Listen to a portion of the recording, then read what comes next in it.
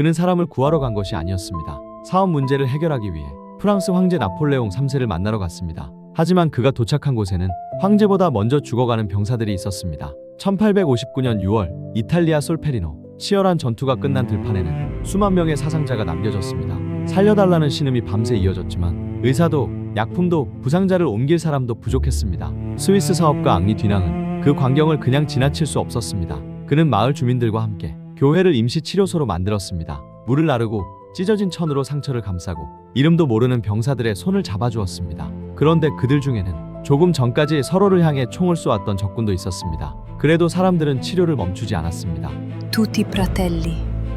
우리는 모두 형제입니다. 쓰러져 피를 흘리는 순간만큼은 적이 아니라 한 사람일 뿐이었습니다.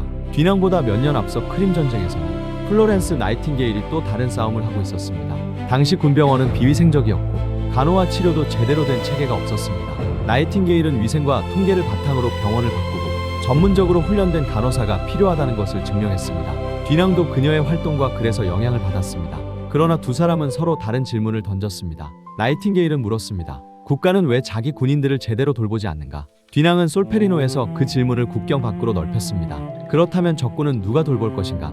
나이팅게일은 민간단체가 국가의 책임을 대신하는 것을 걱정했습니다. 전쟁 중에 국제적인 약속이 정말 지켜질 수 있을지도 의심했습니다. 뒤낭은 그래도 그 약속이 필요하다고 믿었습니다. 그는 자신이 본 참상을 솔페리노의 회상이라는 책에 담았습니다. 그리고 적군과 아군을 구분하지 않는 구호단체와 부상병 의료진을 보호할 국제조약을 제안했습니다. 그 생각은 1863년 적십자위원회의 탄생으로 이듬해에는 최초의 제네바 협약으로 이어졌습니다. 나이팅게일은 전쟁터에 병원을 바꾸었고 뒤낭은 그곳에서 보호받아야 할 인간의 범위를 넓혔습니다. 전쟁은 계속됐지만 적어도 하나의 원칙은 남았습니다. 피를 흘리는 사람 앞에서는 적군보다 인간이 먼저라는 것. 사업하러 전쟁터에 갔던 한 남자는 그렇게 전쟁의 규칙을 바꿨습니다.